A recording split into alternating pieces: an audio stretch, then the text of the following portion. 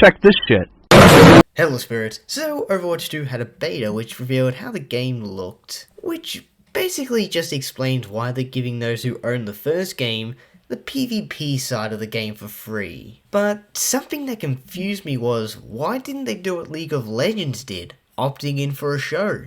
They have tons of lore, plenty of characters, even possible plot lines. So why spend 3 years making a game that's basically an update's worth? So without further ado,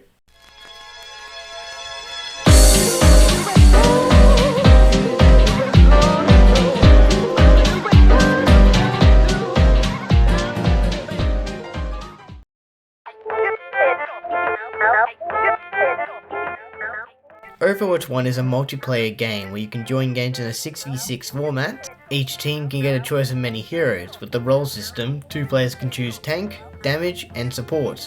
The many game modes there are is capture the point, escort, or a mix of the two. Overwatch 2 is a multiplayer and PvE game where you can join games in the 5v5 format. Each team can get a choice of many heroes. With the role system, 1 player can choose tank, but they are buffed, and 2 players can choose damage and support each. In their game modes you can play capture the point, escort, a mix of the two, or the new game mode, push. And in PvE, well, that's unknown for now.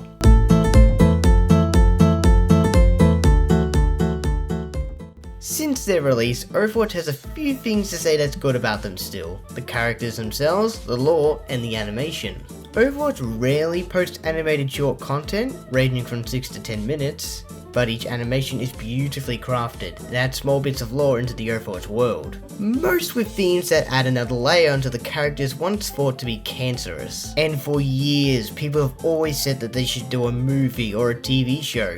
And that's exactly what they did to bring attention to their game. Wait, they didn't do that? What did they do then? A second game? Was it good at least? It looked good on paper. I hope their reputation doesn't plummet. Well, there we go. Jokes aside, to take this into mind, they gave people what they wanted, but did it poorly. But hey, at least if the show was written or animated badly, it wouldn't have been a reskin of the same game.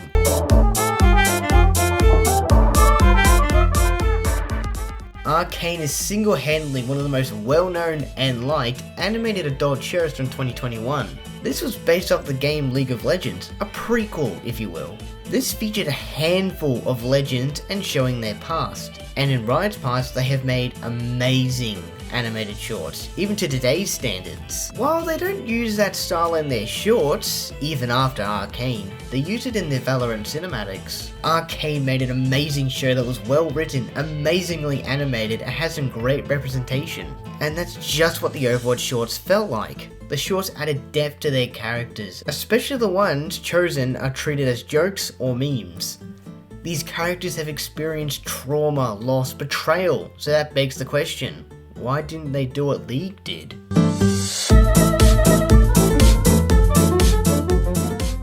Okay, obviously the answer is it would be much cheaper to make. Change the lighting on maps, add a battle pass system, change the HUD around. But an option Blizzard had was to make an animated show or movie that most would have enjoyed, and people had been hoping for. Or make a second game everyone hopes for, but do it poorly. And as you can tell from my tone, you can tell what choice they went with.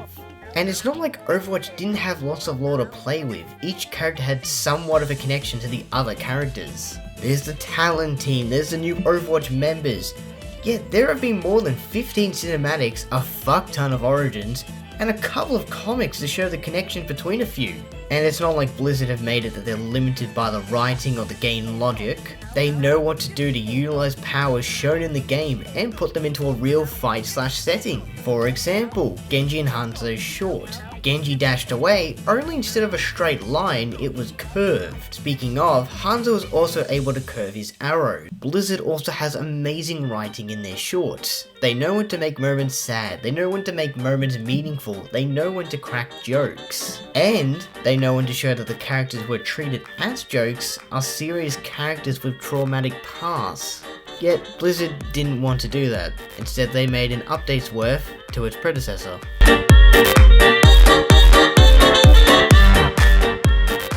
While editing this, I remember the cutscenes for The Storm Rising. As you no doubtly see, the quality of the animation isn't as pristine as the cinematics posted rarely. Despite some flaws in its cutscenes, the animation would still be praised enough to be TV animation. It's still fluent, it still has great writing, and uses the character's abilities and skills effectively. Considering the closest to what we believe will be the PvE modes, I don't doubt we'll see more cutscenes with the same movement, writing, etc. to what we're accustomed to.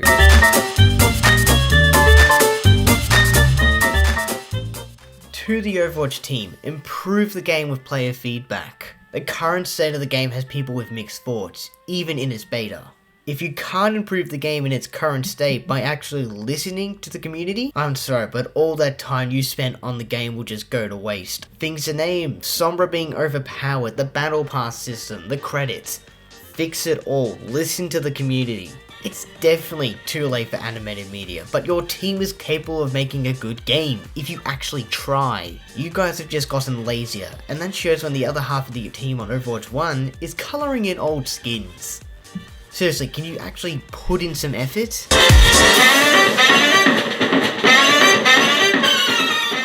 Now, I'm a sucker for interesting stories and shows. The lore behind the characters are always so exciting to me. And Overwatch isn't any different. While a lot of the lore is out there, how they expand is what I want to see. For example, there is an Omnic leader teased in Storm Rising 3 years ago. But unless the PvE side is any fun, and if there are any cinematics of that quality, I don't foresee a bright future in Overwatch 2 succeeding successfully.